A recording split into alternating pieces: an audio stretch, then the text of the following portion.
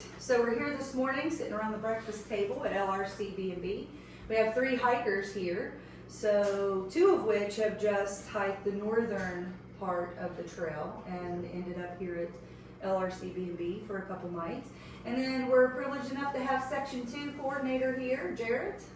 Glad to see you. We always enjoy having you and the other volunteers for the Allegheny Trail to come and visit while you're doing trail work and all of that. So let's just get started real quick with your names. So Ryan, I'm from Maine. And my name is Nathan Hayes. I'm also from Central Maine. You guys happen to be brothers? We are. I can see the family Yeah. resemblance. And of course, Jarrett, you can go ahead and say where you're from. Yeah, Jarrett from Belmont, Ohio. Oh, So you come a long ways to work on the trail. That's Yeah, it's about a 4-hour drive for me to get down here. dedication to the trail. We appreciate all that you do. Thank you. So we're at mile marker 111 from the north, and you guys started at the northern terminus. So tell me about your trip down here. What was it like? Did you enjoy it? Oh, yeah, we came from Central Maine, drove the night before. It took us about, what did you say? 12 hours. 12 hours to get down. And found our way to you guys. So very smooth travels to get down here. Very, very, very happy to have you guys shuttle us to the Mason-Dixon there to get started on the trail. And luckily we had some good weather to get started for the day. It's been great weather. yeah. Yeah. A little bit cold. How were those cold nights? We had some cold ones. Just put on the gear and put our heads down and walked. We did choose to do a lot of the high water routes because of the cold, and but we found it very enjoyable. The walk in the roads was a real pleasure. Just the views were outstanding, and you're kind of out and you see the next farm, the next field. It was just beautiful. This trail is just awesome. We found ourselves into Ralsberg. One of those nights dropped into the 20s. Yeah. So we opted to Stay with Tim. stay with Tim He was at the, great. Yeah. at the inn there on the river, which we're very, very glad the timing worked out well when we were coming through that area. So it did spare us some Pain. pain. Suffering. So we have heard, some people have some concerns about how much of there is as far as road walking in the northern part. How did you guys feel about the road walking? I almost preferred it. Yeah. I was talking to Nate yesterday on a couple occasions over the last 6 or 7 days, and I would tell people, do not fear that at all. Actually embrace that. That's one of the beautiful parts of this trail. I've done half the PCT and the whole AT. And this is one of the unique things about at least the northern half of this trail is that it's these just beautiful country roads. We actually played John Denver's song at one point, and we were up at it was at Nebo Baptist Church. Beautiful. And we said, we just got to do this. And we hit the phone, and John Denver started. And it's country roads. And they're not, there's a couple of road walks where you're on the pavement, but you're only on there for, a couple miles. You deal with that, that's okay. Every trail you're going to be on a road. You can't expect people to, put trails on private lands when people aren't given permission, that kind of thing. Every trail, you have to deal with that a little bit. But I found it to be actually one of the highlights. We were on the trail proper yesterday, and I actually missed some of those country roads. Yeah. Those the high water routes, the 2 that we decided to take, were all pretty well exclusively on sections of road or unimproved road, and but because they were higher, you got more of a view. You were rolling with the hills rather than moving into the valleys, and we chose more road, and just loved it. I like the people experience too. I am an introvert, I'm not an extrovert, but it's nice to meet people.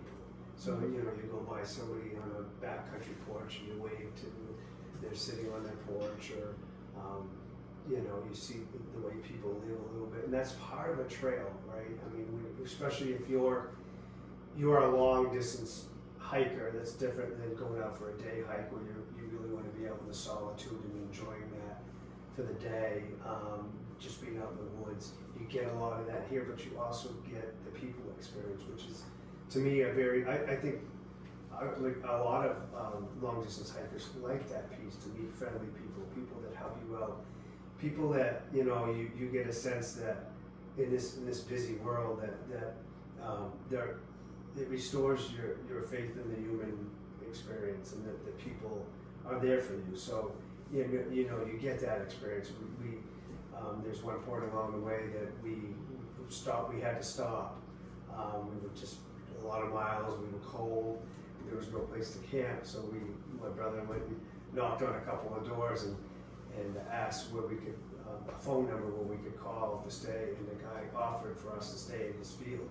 Mm-hmm. So we set up our tent in his field, and it was a godsend. Great spot. So again, you know, don't fear the roads. I mean, embrace the roads on the Allegheny Trail. I mean, it's one of the highlights, I think. Great. I'm glad you enjoyed yourself. Do you think that did you actually have encounters with some of the local people then? You know, you encountered the guy who let you stay in his field. Yeah. Tim, where you stayed at the, what is the name of his place in Rollsburg? River's Edge in Rollsburg. So did you see a lot of other hikers? None. We didn't see one other, literally not one other hiker, but we're early, yeah. Yeah, it's a little early. But you mentioning Tim is another. It brings up another thing for me, that a great part of this trail, the history. You see it all everywhere on placards, or you know, stuff about the Civil War. Tim's place, who had lots of history around the transportation train. Everywhere you went, you saw things having to do with how coal was moved, or how the people lived back in the day. Tim had a lot of artifacts. I mean, LRC. I mean, look, we're sitting in this kitchen, you know, and then seeing all the old furniture and the crown molding and all that sort of. Rollsburg Civil War history, very prominent history. Yeah, it's really something to be immersed in that. Even right there in town is really neat. Yeah.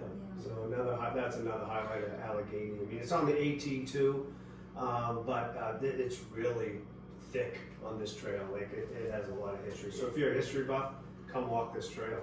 And more. You asked the interactions with the local people here. Friendly. We come from the state of Maine, so we found there was a similarity between the peoples, between northern New England, Maine particularly. Folks truly are polite. They're open, but also they give you your space. And if you wish to interact, they're open to interact, but at the same time, happy to give you that space and over time. So, and we're used to that in the state of Maine too. Yeah, it was interesting. Yeah, you know you're in a country place when everybody waves at you, right? You get the tip of the hat, or somebody takes their hat off to you, or you get the guy when we were coming up the place, Mount Nebo, rolls his window down. There's the turkey hunters because the turkey season just started, so rolls his window. Hey, you guys are Allegheny hikers, or you know, wave to you out the window, or you know, or who was the guy, Mike, who stopped and it was just going to rain, and you know, he was a funny guy, but if we had asked, he probably would have said, "Come to my house and have a couple of drinks and hang out." He was a great guy, but yeah, I mean, just the people are friendly and you know, accommodating. Yeah. Well, how did you find the Allegheny Trail, seeing as you're from all the way up in Maine? How did you? Yeah, so when I hiked the AT in 23, I came through a section and went by the southern terminus of that trail, of this trail, And I saw it on a sign and said, you know what, someday I'm gonna hike that. I've hiked the Long Trail, which is a 310-mile long trail in Vermont. So Allegheny is that nice fit for people who don't wanna be out for 6 months. They wanna maybe, if they wanna do a through hike, you can do a through hike in 3 weeks. Or you could section hike it like we're doing. So that's how I found the trail, and then I told my brothers, hey, you wanna go hike the Allegheny? And yeah, I'm in, you know, so. Right, and it's almost for you. I don't want to put words in your mouth, right? But you're heading to the PCT again for the second or third time for that section, and to have a trail where you can go and really work your body for a discrete period of time, maybe before you actually go into the next hike. It's nice to have, and to have it be closer to your home and in a kind of a climate range that you can access, where right now up in our area, you can't access the trails if they're too snowed in. Oh, yeah. Or muddy, yeah. Or muddy, Yeah. and so to come into a place where you can use sections to really work your body and get yourself into shape for another hike, that's also another. Yeah, and West Virginia's a mountain state for sure. I mean, we had our ups and downs in terms of elevation, loss, and gain. It isn't like, you know, it wasn't egregious.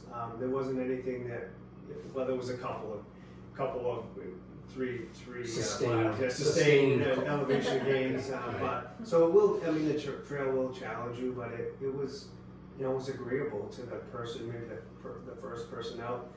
The person who's on their first through hike. I mean, you that was your first through hike, right? Yeah, the Allegheny Trail was my first long distance hike, yeah. Yeah, so, and you know, I don't know, how'd you find that through hike? I heard about it. I was doing some work with the U.S. Forest Service back in, I think, like 2009, and we did some work, just maintenance work around the Bear Branch Trailhead, and that's how I learned about it. And then, yeah, just planned to come back and hike it one day, and finally did this past year.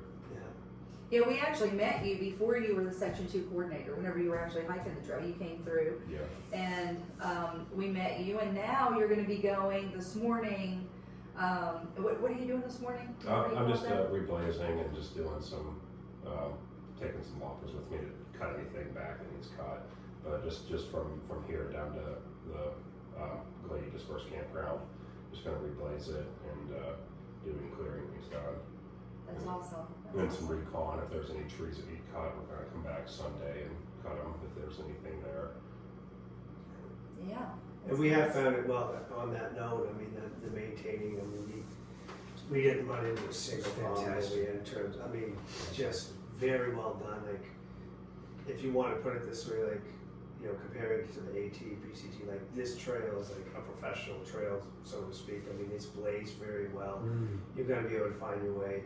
They're on far out. I mean, anybody that's made it to far out should have a chance and should have a shot at, you know, having more people come in and enjoy it. They've worked hard to get to this point. You sense that when you're on the trail, like, you know, because, you know, I've been on other trails, so I can tell you, I mean, you guys that have been doing the work to make it happen. I know, I'm sure there's a board to the, you know, that have come together and really made this happen. This kind of trail doesn't just happen, right? I mean, when you have when it's laid out well, it's graded well, it's blazed well, it's cleared well. Now I've heard the southern sections maybe a little bit hairier. Some of those sections, like on the AT or any trail, are harder to get to, and they're maybe a little less maintained. But this one is well done, and you will get your peace and quiet. Like, it's honestly, it's like the quietest trail I've been on at this point. Maybe if it becomes more popular, it'd be more people, but some people like that kind of thing too, like to be around other hikers.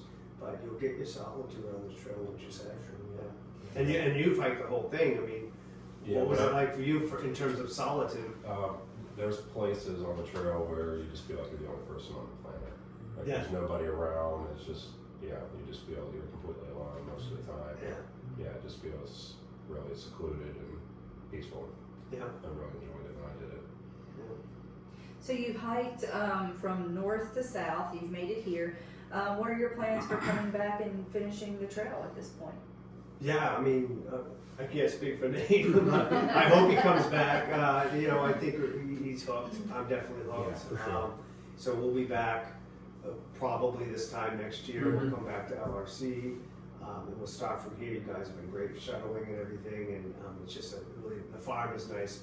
I told him on trail, I said, I'd like to come back and maybe get a day at the farm and just help out, because we both workers, and we like to, you know, put a 12-hour day in, you know, doing lots of different things. So, yeah, that's the one thing, you know, I haven't even made it to the barn yet. So I might go take a quick look at the barn. And just so you know, we do offer internships, so you can actually come and stay Yeah. and be an intern for like a week and help That's on the cool. farm and just blend right in with the family. Yeah. And we'll work you as hard as we can. But yeah, well, we've had the fresh eggs, so you know, we have partaken in the plum jam down there at the other end of the table. So that's nice, and your husband, you know, showing us ramps, Uh-huh. know how to pick ramps. So I picked a couple of ramps and ate them, and smelled like garlic for the next 5 hours. So, Well, you were lucky because it's usually like 3 days. yeah, So, ramps. yeah. So yeah, it's fun. Yeah, I'm looking forward to coming back, and I think we're maybe looking to do the same sort of distance. Yeah, about next time around. 110 miles. Yeah. So if somebody were going to come and hike this trail and do the exact same, you know, start at the north and head to the south, and this section that you guys have already hiked, what would your advice be for them? Any equipment, any frame of mind? Number one, I would say don't shy away. Don't get yourself in a mindset where it's too much or it's too far or it's because it doesn't take much when you're right on the precipice of doing something to pull back and say, oh, I don't want to do that. Yeah. This is doable. Yeah. And you know, if you're not a seasoned hiker, as long as you have the safe equipment and all of the, you know, your YouTube searching and your own experiences will tell you what that is. But you'll discover along the way what you need and you don't need. I would say for an April start, is even as more experienced hiker, my brother much more experienced than myself, but we were agonizing about certain equipment, but certainly in April, Bring something warm. you need wettable, you need Fleece. wettable, warm clothing. And one of the key pieces that we almost didn't bring, but did end up bringing, was a fleece vest that can be worn and wet all day long, but keeps your core warm, and full fingered light gloves that were synthetic in nature to keep your hands, because they get blasted as the day goes on. So those were the two key I items. think West Virginia has a fair amount of rain, right? I mean, we got rain. We got snowed on actually for 3 hours one day, and I think it was like an hour another day, and there was snow and little bits of sleet bouncing off our jackets and that kind of thing. So, and you know, the other thing that's nice too, that a lot of times when you're dropped off, that first time, you remember when the car drives you out, drops you off, and then you hear crickets. And you're like, oh wait, all I got is me, and I mean, that feeling, you know, like now I gotta walk, all I got is what's on my back. But it's nice about the Allegheny, at least we can speak for the north, is that you start on a country road. So, you know, there's a few little farms here and there, so again, a great trail to start. If you've never through hiked, start with the Allegheny. You're in West Virginia, the climate's decent. There's places, if you have an emergency, people are gonna help you. But yet you still get that solitude. It's like, I don't know, you felt pretty safe on the Allegheny from the start, right? Yeah, I mean, yeah, I didn't have any concern at Yeah. all. It was, I really enjoyed it. I plan to do it again. Yeah. Well, I'm a little partial because we're located in Section 2. I think Section 2 is the best part. I do too. But Oh, you got the whole thing, sorry. You must be right. so, but you know, we're located in Section 2, but we try to be, you know, the Waybright family is here for all of our hikers here at LRCB and B and Laurel Fork Farm. You know, if people don't have to stay here to, you know, come and get fresh water or just stop in and rest their feet, you know, just have a conversation here on the farm before they go on. You know, we're here. We offer, you know, a hostel. You can come and stay for really cheap, or you can, you know, just come resupply and move on. You can primitive camp. We do resupply packages. We do transports.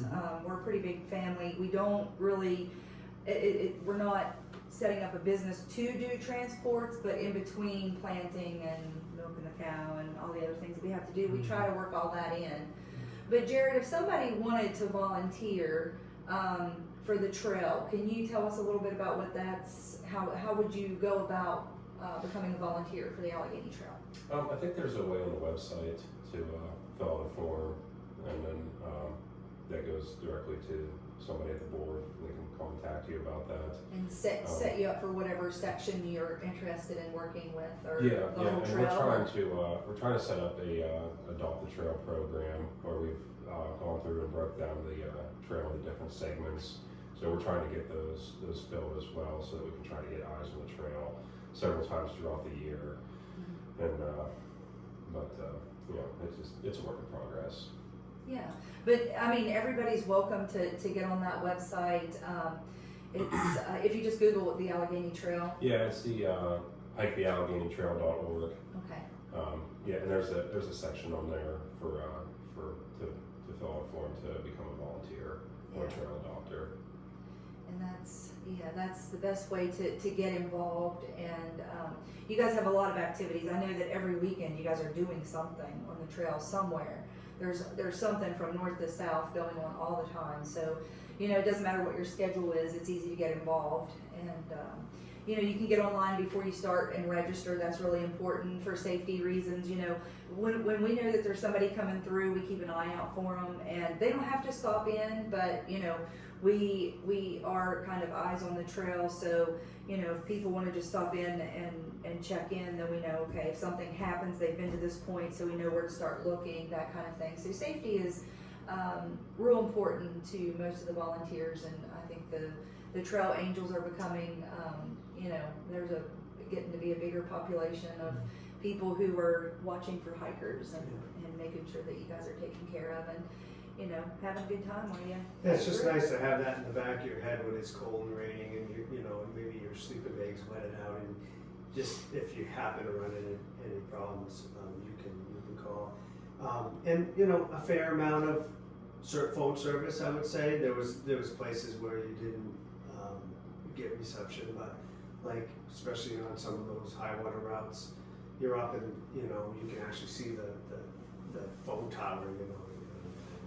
But yeah, I was thinking, I was looking at your hat, you know, the Allegheny hat. When you do the AT, you gotta wear that hat. Then you promote the trail down. You know, hey, you're doing the AT, but hey, Allegheny, get over there too. Yeah, I'm gonna take a stack of stickers with me. I love it. Yeah, no, I was hoping you'd do something like that because that's a great logo. I don't know who designed it, but yeah, it's a great. I gotta get one of those hats. Yeah, I wear this hat every day.